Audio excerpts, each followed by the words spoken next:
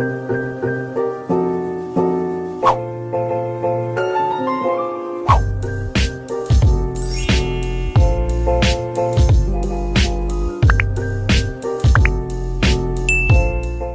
días, tardes y noches. El día de hoy, señores, vamos a jugar Escape de Queso capítulo 2. Estaré jugando con mi hermano que se cree helicóptero. ¡Helicóptero! ¿Se acuerdan de la otra vez en el primer capítulo? ¡Oye, conejo, corre! A la madre veo la luz. ¿Esto se cree ambulancia o qué? ¿Reviví? Bueno, ahora se supone que hay que volver a encontrar puertas y abrir llaves. A la madre me persigue la rata. ¡Oye, conejo, corre! Casi me mata la rata esa del culo. Oigan, les pido un grandísimo perdón por no haber subido videos y tengo muy buenas razones. La primera es que estaba en las olimpiadas escolares y tenía que andar estudiando 24/7. La segunda es que tenía una exposición y tenía que aprenderme lo que iba a decir. La tercera es que tengo que hacer un mini teatro para unos títeres. Y la cuarta es que me dio la gripa. Pero bueno, ¿saben? Ya me aburrí de hablar. Aquí les hago un speedrun mal hecho.